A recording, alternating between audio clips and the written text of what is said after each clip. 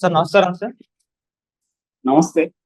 Sir Jagan గారి పైన CBI కేసులు అయితే స్టార్ట్ అవ్వడం మనం చూస్తున్నాం సార్. మరి ఏ కేసులు వాళ్ళు ఓపెన్ చేస్తున్నారు? మరి ఏం జరిగే ఛాన్స్ ఉంది? అరెస్ట్ చేసే అవకాశం ఏమన్నా ఉందంటారా? యాక్చువల్‌గా నాంపల్లి సిబిఐ కోర్టులో నిన్న విచారణ జరిగింది. ఈ రోజు నుంచి రెగ్యులర్ విచారణకి ఆదేశించారు. కొత్తగా సిబిఐ జడ్జిగా వచ్చిన రఘురామ్ గారు కేసుని రెగ్యులర్ గా విచారిస్తాం.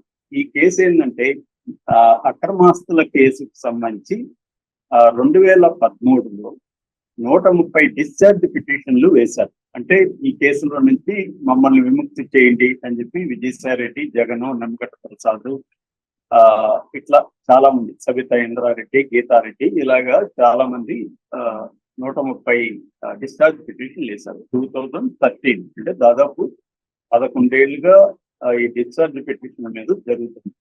అంటే ఇది ఎలా జరుగుతుంటదంటే దీని మీద విచారణ జరగడం, తర్వాత జడ్జెస్ ట్రాన్స్ఫర్ అయిపోవడం, కొత్త జడ్జి రావడం, అదేదో సామెత ఉంది కదా, రెడ్డొచ్చి మొదలాడని, అలాగా మళ్ళీ మొదలు పెట్టడం, ఇలాగా జరుగుతా ఉంది. ఇప్పటి వరకు ఈ కేసుకు సంబంధించి 7 మంది జడ్జిలు బదిలయ్యారు.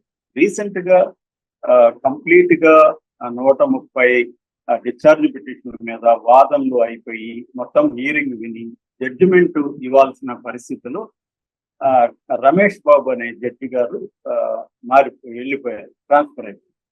సో ఇప్పుడు మళ్ళీ కొత్త జడ్జి రఘురామ్ గారు, కొత్త జడ్జి వచ్చినాక మళ్ళీ ఇప్పుడు మొదటి నుంచి వినాలి ఇవంతా, ఎందుకంటే ఆయనకి అర్థం కావాలి కదా ఇదంతా. సో అది మొన్నటి వరకు పెండింగ్ లో ఉండింది. ఈ రోజు నుంచి రెగ్యులర్ గా దీని మీద విచారణ జరపాలి. యాక్చువల్ గా సుప్రీంకోర్టు అనేక సార్లు ప్రజాప్రతినిధుల మీద ఉన్న కేసుల్ని త్వరగా డిస్పోజ్ చేయండి, త్వరగా చేయండి అని అనేక సార్లు చెప్పింది. ఈ మధ్యనే హైకోర్టు కూడా నాంపల్లిలో ఉన్న సిబిఐ కోర్టుకి మా మాటగా కాదు, సుప్రీంకోర్టు మాటగా చెప్పండి, దీని మీద త్వరగా విచారణ మొదలు పెట్టమని, త్వరగా కంప్లీట్ చేయమని చెప్పండి అని సుప్రీంకోర్టు, హైకోర్టు కూడా సిబిఐ కోర్టును ఆదేశించింది. సో ఈ క్రమంలో ఇప్పుడు ఈ రోజు నుంచి విచారణ జరుగుతుంది.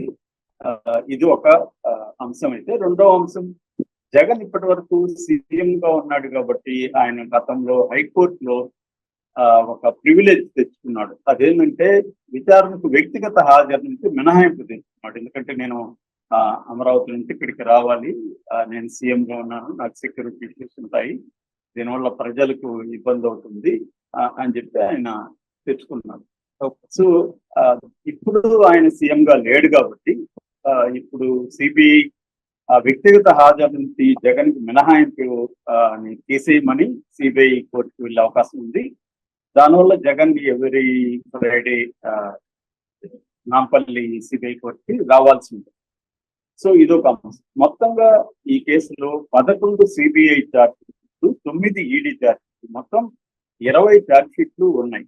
వీటిల్లో ఇప్పుడు వేగంగా అందుకుంటే జగన్ కి ఒకవేళ ఎందులోనైనా ఈ ఈడీ కేసు కానీ సిబిఐ కేసులో కానీ కన్విక్షన్ పడితే పరిస్థితి ఏంటి అనేది ఒక చర్చ నడుస్తుంది.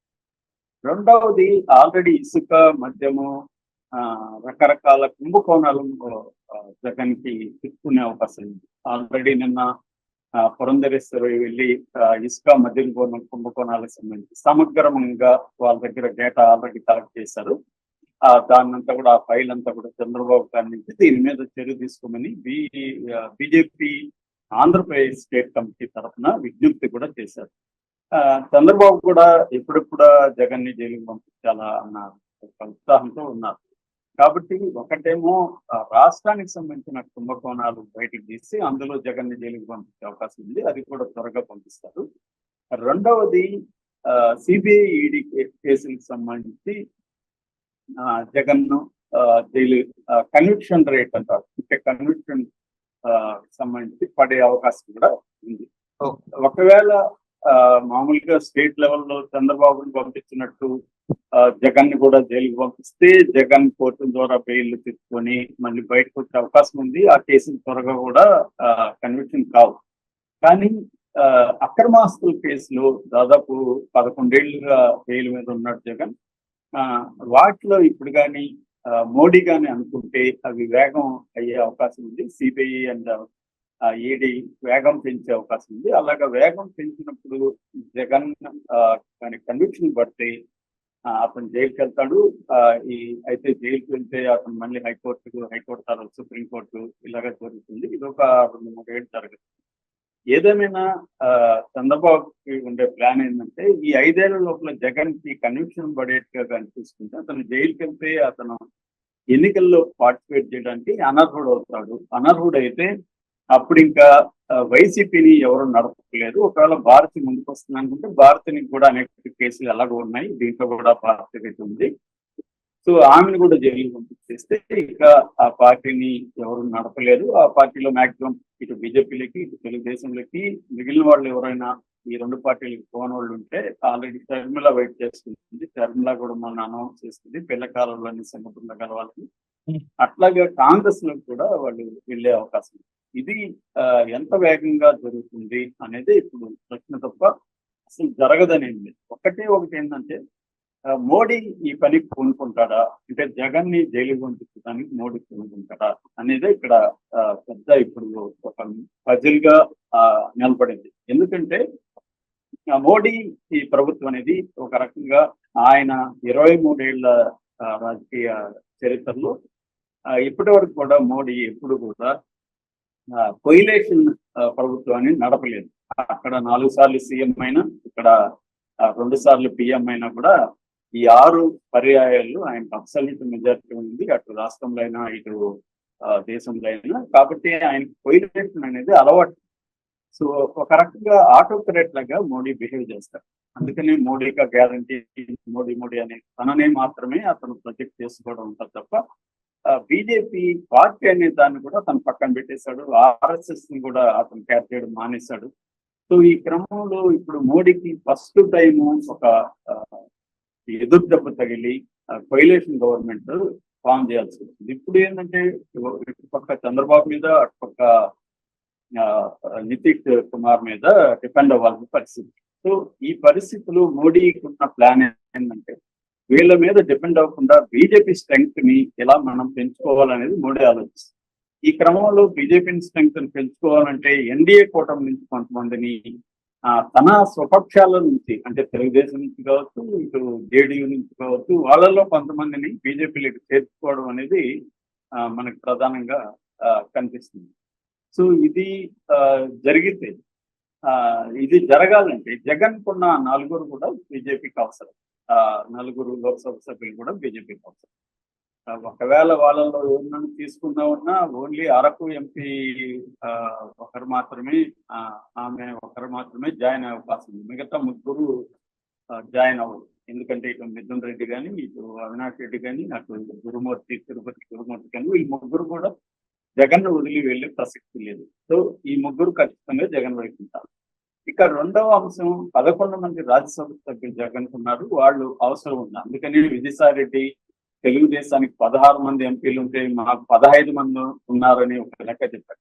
ఆ లెక్క కొంత విచిత్రంగా ఉన్నప్పటికీ అందులో కొంత వాస్తవం కూడా ఉంది. అదేంటంటే రాజ్యసభ సభ్యులు మాకు 11 మంది ఉన్నారు, ఈ 11 మంది బీజేపీకి అవసరమా అనేది ఆయన చెప్పారు.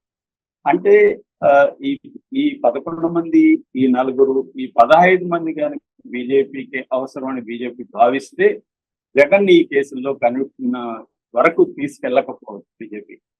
అప్పుడు జగన్ కన్విక్షన్ నుంచి సేఫ్ అవుతారు. అయితే రాష్ట్రంలో చంద్రబాబు మాత్రం సైలెంట్ గా ఉంటాడు.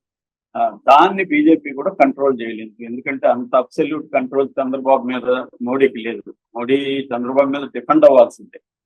కాకపోతే మోడీని కన్విక్షన్ ఇవ్వమని చంద్రబాబు ప్రెజర్ పెట్టలేకపోతుంది.